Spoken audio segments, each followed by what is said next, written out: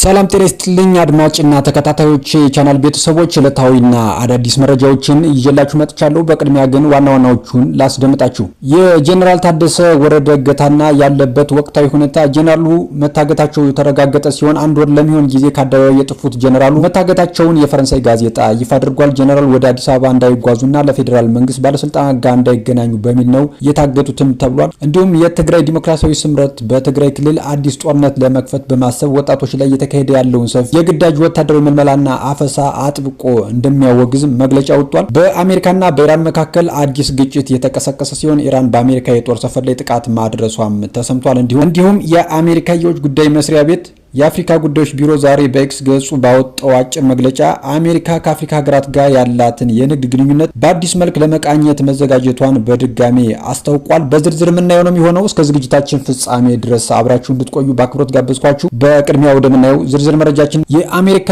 የውጭ ጉዳይ መስሪያ ቤት የአፍሪካ ጉዳዮች ቢሮ ዛሬ በኤክስ ገጹ ባወጣው አጭር መግለጫ አሜሪካ ከአፍሪካ ሀገራት ጋር ያላትን የንግድ ግንኙነት በአዲስ መልክ ለመቃኘት መዘጋጀቷን በድጋሚ አስታውቋል። በተለይም በርካታ የአፍሪካ ሀገራትን ከቀረጥ ነጻ የንግድ እድል ተጠቃሚ ሲያደርግ የቆየውን አጎዋ ማዘመን ላይ ጠንካራ አቋም እንዳላት ቢሮ ቢገልጽ የዚህ ማሻሻያ ዋነኛ ኢላማ ግን የአሜሪካን ኢኮኖሚ ፍላጎቶች ማስጠበቅ መሆኑን በግልጽ አሳይቷል። ቢሮ ባጋራው መልእክት አሜሪካ ኢንቨስትመንትን ለመሳብና አዳዲስ የስራ እድሎችን ለመፍጠር አስፈላጊውን እርምጃ ለመውሰድ ፈቃደኛ ከሆኑ የአፍሪካ ሀገራት ጋር በቅርበት ለመስራት እንደምትፈልግም አረጋግጧል። ይሁንና ይህ የአጎዋ ማዘመን ሂደት የአሜሪካ ሰራተኞችን ተጠቃሚ የሚያደርጉ የንግድ ማነቆችን የሚያስወግዱና ለአሜሪካ ኩባንያዎች አዳዲስ የገበያ አማራጮችን የሚፈጥሩ እርምጃዎች እንዲወሰዱ በዋናነት የሚፈልግ መሆኑን አጽንኦት ሰጥቷል። ይህ አገላለጽ አሜሪካ ከአፍሪካ ጋር ያላትን ግንኙነት ከእርዳታ እና ከነጻ የንግድ እድል ሰጪነት ትርክት ወደ የራሷን ብሔራዊ ጥቅም ወደ ማስቀደም እያሸጋገረች መሆኑን በግልጽ የሚያመላክት ነው ተብሏል። ይህ የአሜሪካ መንግስት አቋም ለአፍሪካ ሀገራት በተለይም እንደ ኢትዮጵያ ላሉ ቀጠናዊ ተዋናዮች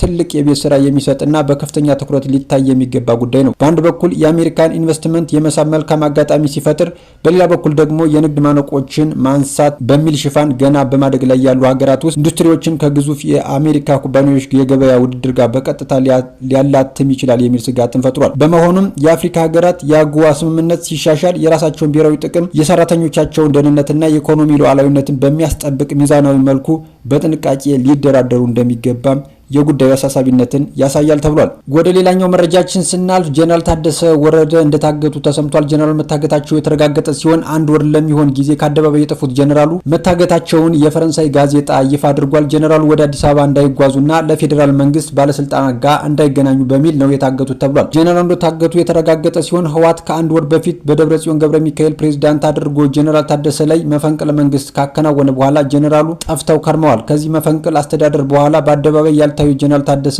የጠፉ በሚልም ብዙ ሲጠየቅ ነበር። ለዚህም ጥያቄ መልስ የሚሆን መረጃ ዛሬ ይፋ ሆኗል። ታማኙ የፈረንሳይ ጋዜጣ አፍሪካን ኢንተለጀንስ ስለ ጉዳዩ ሰማሁት ያለውን መረጃ ምንጮችን ዋቢ አድርጎ ዘግቧል። ጀነራል ታደሰ ወረደ ከመቀሌ እንዳይወጡና እንዳይንቀሳቀሱ ታግተው እንደሚገኙ አረጋግጫለሁ ብሏል። ጀነራሉ ወደ አዲስ አበባ እንዳይጓዙ በዚያም ከፌዴራል ባለስልጣናት ጋር እንዳይገናኙ በሚል በህወሓት ቁጥጥር ስር ናቸው በማለት ዘግቧል። የአፍሪካን ኢንተለጀንስ ዘገባ እንደሚያመላክት ይህ እገዳ የተጣለው በጀነራል ጻድቃነ ገብረትንሳኤና ጌታቸው ረዳ አሰባሳቢነት ባለፈው ሳምንት በአዲስ አበባ ምክር ቤት መመስረቱን ተከትሎ ነው። የነ ጀነራል ጻድቃነ የአዲስ አበባው ምክር ቤት ህወሓትን በአጭር ጊዜ አስወግዶ ክልሉን ለመቆጣጠርም አቅዷል። ህወሓት ጀነራል ታደሰ ወረደ ወደ አዲስ አበባ ኮብልለው ከአዲሱ ምክር ቤት ጋር እንዳይቀላቀሉ በሚል ነው ጀነራል ታደሰን የቁም እስረኛ ያደረጓቸውን ብሏል ዘገባው። ጀነራሉ ብዙ ሚስጥር የሚያውቁና ህወሓት አደጋ ላይ ሊጥል የሚችሉ ሰው በመሆናቸው እንደሆነ ጋዜጣው አብራርቷል። ከአፍሪካን ኢንተለጀንስ መረጃ መረዳት እንደተቻለው ህወሓት ጀነራሉን ለማገት የወሰነው በሁለት አብይት ምክንያቶች ናቸው። አንደኛው ጀነራሉ የጻድቃንን ምክር ቤት እንዳይቀላቀሉ በሚል ሲሆን ሁለተኛው ደግሞ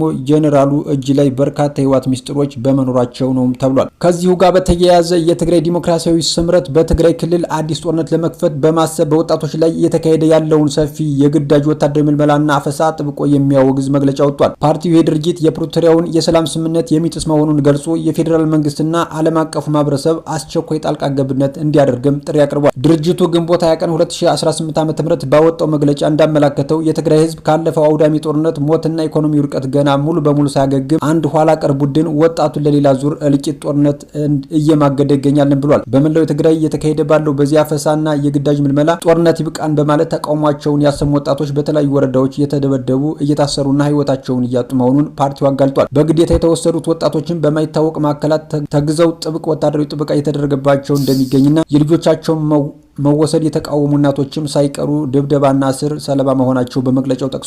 ስምረት ባወጣው መግለጫ በዚህ ህገወጥ የግዳጅ ምልመላ ላይ እየተሳተፉ ያሉ አካላት ከድርጊታቸው እንዲቀጠሉም አሳስቧል።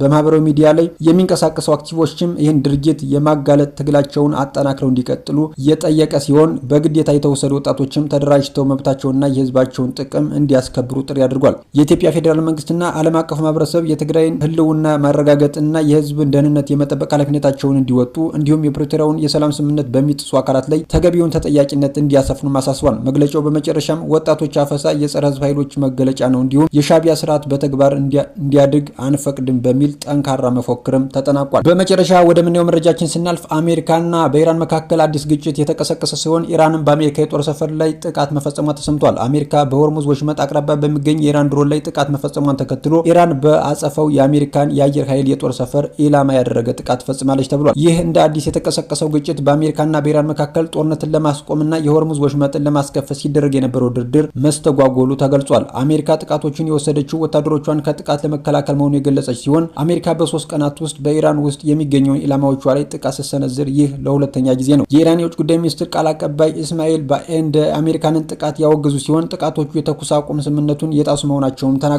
ቃል አቀባዩ እንደተናገሩት ከሆነ አሜሪካ ከድርጊቷ የማትቆጠብ ከሆነ ኢራን የሀገሯን ሉዓላዊነት ለማስጠበቅ አስፈላጊውን እርምጃ ትወስዳለች ሲሉም ገልጸዋል። ከፍተኛ ቁጥር ያለው የአሜሪካ ጦር ሰፈር የምታስተናግደው ኩዌት በበኩሏ ጥቃቶች ከየት አቅጣጫ እንደተሰነዘሩ ባትገልጽም ለሚሳኤልና ድሮን ጥቃቶች ምላሽ እየሰጠች መሆኑንም አስታውቃለች። በሌላ በኩል እስራኤል በሊባኖስ ላይ የምትወስደውን እርምጃ አጠናክራ የቀጠለች ሲሆን በኢራን ድጋፍ ይደረግለታል ያለችውን ሂዝቦላ መሰረተ ልማቶችን መምታቷንም ገልጻለች። በመካከለኛው ምስራቅ አዲስ የተቀሰቀሰው ግጭት ተከትሎ የአሜሪካ ድፍድፍ ነዳጅ ቅናሽ አሳይቶ ከነበረበት ከፍ ማለቱም ተዘግቧል። የአክሲዮን ገበያዎች ዋጋ ሲያሽቆለቁል የአሜሪካ ዶላር ደግሞ ጭማሪ አሳይቷል። የአሜሪካ የውጭ ጉዳይ ሚኒስትር ማርኮ ሩቢዮ በሀገራቸውና በኢራን መካከል እየተደረገ ያለው ድርድር አስመልክቶ ለካቢናቸው ሰሞኑን ባደረጉት ንግግር መቼም ቢሆን ኢራን የኒውክሌር መሳሪያ አይኖራትም ሲሉም አቋማቸውን ማንጸባረቃቸውን በቢቢሲ ሮይተርስ ዘግቦታል። አድማጭና ተከታታዮች ለሰዓቱ ይዤላችሁ የመጣው አዳዲስ መረጃ ይመስላል። በሌሎች መረጃዎች እመልሳለሁ። እስከዚያው ግን መልካም ጊዜ